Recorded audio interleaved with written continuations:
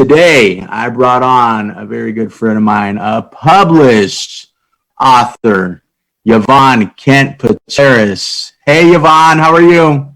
Hi, Mark. I'm great. How are you? I'm doing fantastic. That's good. That's good. Go ahead and tell us just a little bit about yourself, Yvonne. Unable to speak, unable to communicate. I couldn't speak for 3 months. Noise, nothing. I Wow. couldn't, just animal noises. But the thing was, I thought in my mind, I thought I was normal. But when I came to use my phone, I didn't know what a phone was. And the only things I understood were things of the past, like the only thing, my sons, my family, that's the only things I recognized. The rest was a learning curve. Wow. That's So you had your strokes and whatnot. The first one was the ischemic stroke. Is that when no, sorry. The first one or was yeah, I'm sorry. yeah. The first one was Yeah. a hemorrhagic stroke. Is that when you lost your speech or? Yes, and the last one was ischemic 2 years later, and I had recovered most of my facility, and it was on the other side of my, Wow. and it was ischemic this time, and it affected my speech. But I was in a place that I knew what to do myself. But it was scary, very scary. I come that far to recover, and to have it all taken back again. Yeah, I hear that. I hear that. You know, a lot of us in our community, we have names as we punch in the gut and in a different direction, because we had our stroke. So, what kind of caught my eye when we were talking, or my attention when we were talking, was, is that you found solace in poetry, once you had your stroke. And I found that amazing because your poetry is amazing. For one, Thank you. you have 4 published books, and from me reading, I always thought, you were an established poet your entire life. So that's just something that came to fruition once you had your stroke, or how did that work out? I think because I always loved words before my stroke, and I loved language, and I always said one day I will write. When I have time, when I retire, I will write, and it made me retire a lot sooner. But no, sorry, it slipped. I missed. Sorry, repeat the question, Mark. Yeah, so the poetry that you do, that started after you had your strokes. Yes, effectively, it did. It came. I had to move on after the stroke. I was looking, what can I do with my life? And when you at this point in your life think, I have to move forward, not backwards. I have to move forward.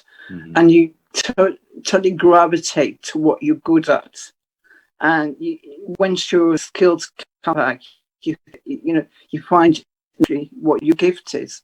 And I started to write for myself initially, and then it came out as poetry. It was You're like, wow, wait a second. That kind of rhymes. That kind of looks like a poem. now sometimes I'm reading the poetry. Incredibly the vocabulary for someone who speaks has difficult speaking with a vision is very, very rich. And I often read my poetry and think, why did I write this?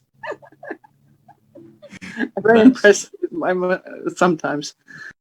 So it's I developed a love of words because I lost them. I lost my words, so I developed such a love of words. Yeah, and it's so important to me. I couldn't think of anything worse than losing them. Yeah, that is one of the aphasia is one of the monsters, so to speak, that affects those that have a stroke. And Yeah. it is a constant battle, as for us in the community that suffer from it. And so with that being said, what is one of the I guess the tricks, so to speak, the tricks that you use to help regain your speech? I was lucky. I had the beginning when 3 months. I had a very good speech therapist, and she helped me. The initial once I started to be able to make noises and sounds and different things like and initially I just could repeat the same word, which was rubbish.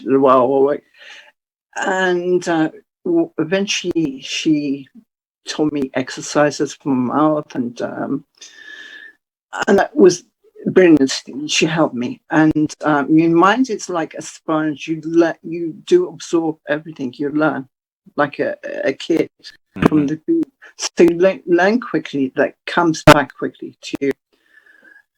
And so then I had exercises she gave me to do daily. Mouth exercise. I had face dropped. Yeah. And gave me a lot of exercise. I remember the exercises myself. So when I went out of hospital, I just still do today. I do the exercise to maintain my capacity to speak. Today, 8 years later, or 10 years to get altogether, I still do the exercises I did in speech therapy. That's good. And it's good. You have to. People get to the stage that I'm not going anywhere. My hand's not getting better. My speech is not getting better. But it's not true. It's not true. You have to be repeating, repetitive, and keep doing it. And I still do take so much.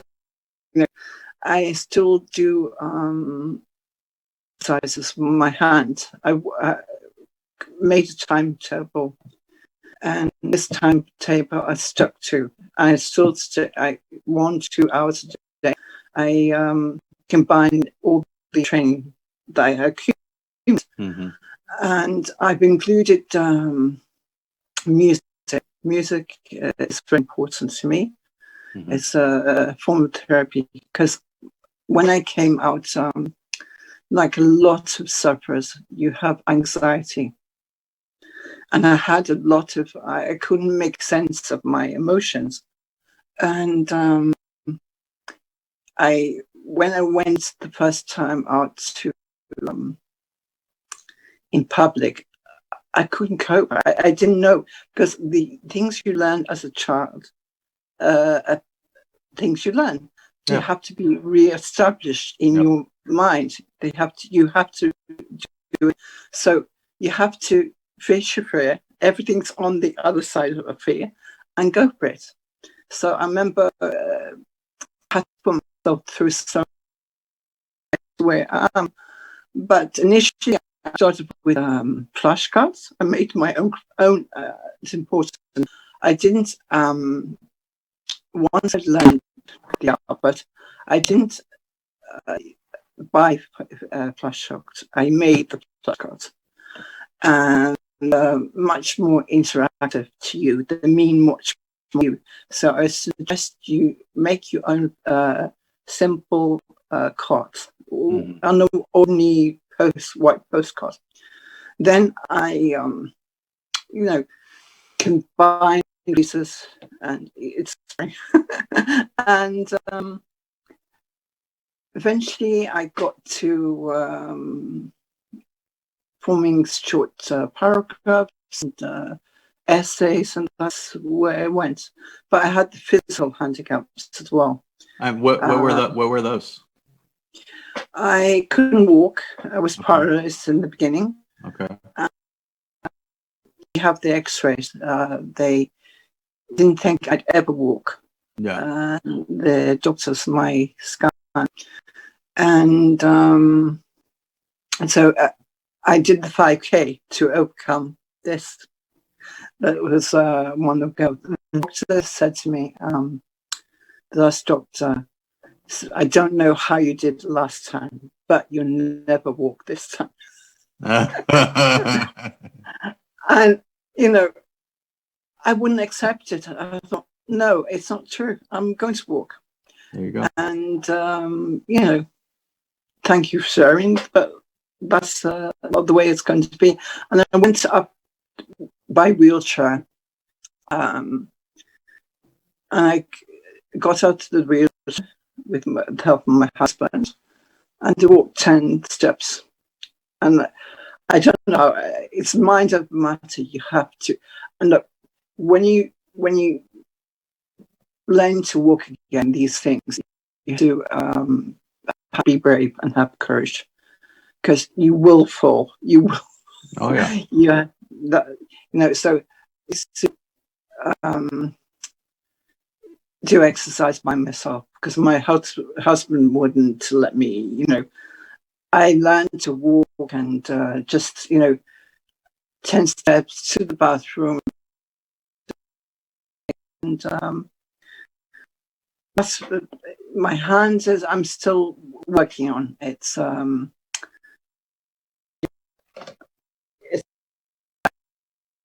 I can write my hand, but it's been 8 years to regain it completely.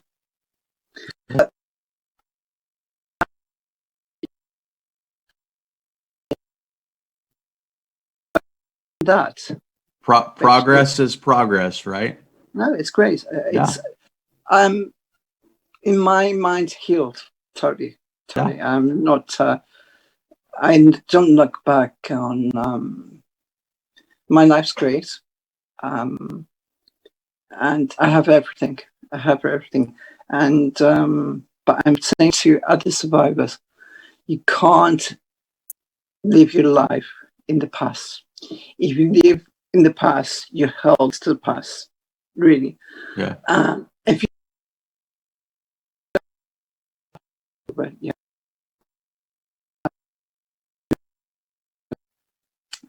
I wasn't scared.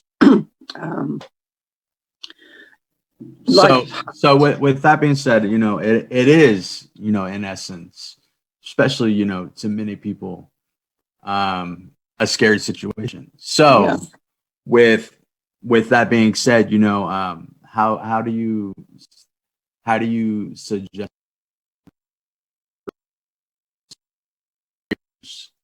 when they are scared? What do you suggest that they I had them in the beginning. I said I'm not scared, but some in the beginning I had anxiety. I thought I suffered 5 strokes, and I thought, not again, my God, and it would create anxiety. And I thought, you have to stop, because if you think all the time it's going to happen, or you're going to live in the past and its emotion, your body's flushing with cortisol. You can't heal. You can't heal. No. You can't heal. And so I did. I put music on. There you go. And I tried to meditate for 1 year, and I didn't. I couldn't meditate, because it sounds crazy, but I didn't know I was meditating, but my head would fill with a lot of things and panic. So I, like everybody else, I look on the internet. What can you do to, control anxiety? And I learned to manage it.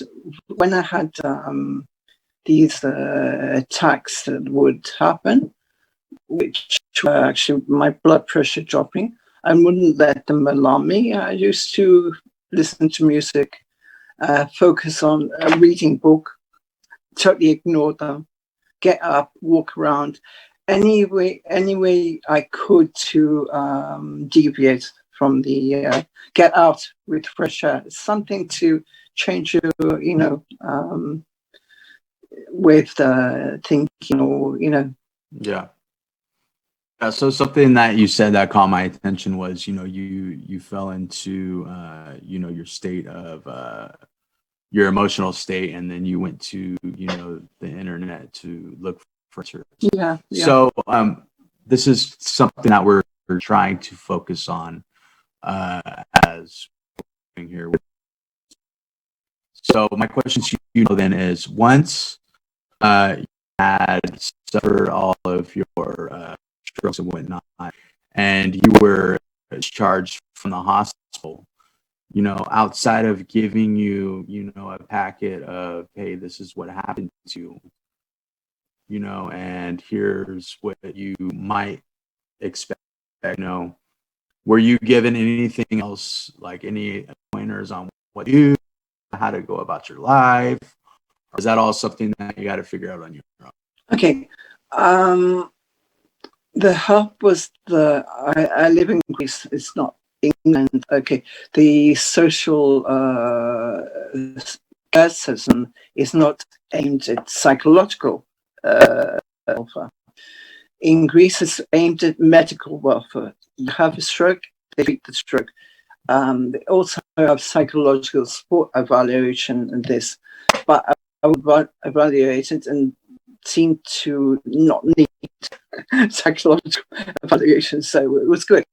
But I think looking back, I was very, very lucky to be here in the Greek medical system because they concentrated on my physical things and my neurological symptoms rather than hypothetical, and if you at the end of the day, they finish, there's only so much they can do for you. They have to be honest. There's only and if you keep on going, I want to answer, I want to know what's happened to me, you won't get, they'll say it's in your head, it's psychological. It's because at the end of the day, the mind is controlling your body. So it's in your head. It really, it's in your head. So you have to get over. You have to get. I think it's up to you say to start developing a network which we can use to help ourselves. And that's why I see that's why I came to tell my story, to help people reach out and find one day a way to help each other. It's been my goal from the beginning. Yes, thank you so much. And I appreciate that. And that has been my goal from the beginning as well. I know. Come on. But, so you mentioned that you did the 5K. So let's go ahead and take a look at the picture of you doing the 5K with finishing up your 5K. Let's see if we can go ahead and pull up that picture with you and your family. It's yep. This is my son, and this is the beginning. My youngest son, and the beginning of the start of the 5K. And we were walking. He was a part of the Aegean team, and so I was quite it was an amazing thing to me Yeah. for me to accomplish. It is. After, we were linking together. The whole team was. They included me in the agency, and I think I came last. And my son said, there was a guy behind me, and he said, "Mom, don't you dare do it." I was trying to run. He said, "Don't let the guy. He's obviously problems. Let him win." My I want to get. I'm not, but my son, that made me be cool. That's awesome. Let the guy win. So I came last in the. But I ran. I walked. I did this. I love it. I love it. Now, we mentioned that you have 4 books that are published. What are the names of your 4 books? Struck Journey, inspirational quotes, Mummy's Bad Day, which is amazing. I wrote it for my grandsons. And it's also poetry, but it's comedy, When the Gods Come Up to Play. Mm-hmm. And it's very, very, I think it's very fun. Mm-hmm. And it's a nice book, a kid's book. And the other book was early on, when I'm inspiration quotes. So they were various quotes I made. And the poetry is survival, how I've facilitated all this poetry and healed myself. It's healed me. I wanted to mention the Stroke Association. They published my poetry the beginning of years ago, 5 years ago, mm-hmm. And they reached out to me and a couple of other people, and I was actually responsible for starting them using it as therapy officially, and they paid, and it was, wow. Yeah, I think that, was really good. Yeah, for sure. 100%, not only for fellow survivors, but you yourself, as, mental. No, it was big. It was huge. Big for me. Yeah, huge. Now, they reckon, sorry. Yeah. Now, thank you, Yvonne, for coming on and sharing your amazing journey. We touched on how you had your hemorrhagic and your ischemic strokes. We touched on how, the aphasia, you had to regain all of your speech back, which led you to your poetry, which is phenomenal. We're going to be posting a hot link to where you can check out all of Yvonne's books. And Yvonne, do you have any concluding thoughts for the community? Yes, Mark and the community, Mark's trying to help people and get something real together, and we can support each other in a positive way without any. It's not a competition. It's a way we work together and help each other.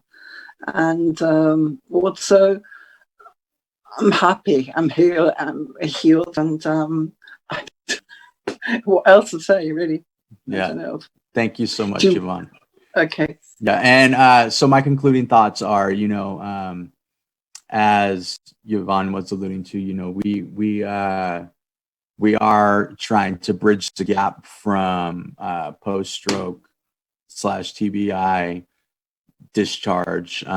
So if you guys feel that you need to reach out and figure out what the next move is, what the next plan is, we have a team established through the Determined TV Live. So, we can help get you there. And also, I wanted to touch on as well, the fear aspect that you said. We all get to that state at one point, and, always reach out. You're never alone in this situation. We're all in this community together. Now, Yvonne, you said that you're going to go ahead and conclude this with prayer. So let's do it. I would like to. Okay. Today the Sir Tom died a couple of hours ago. Oh no.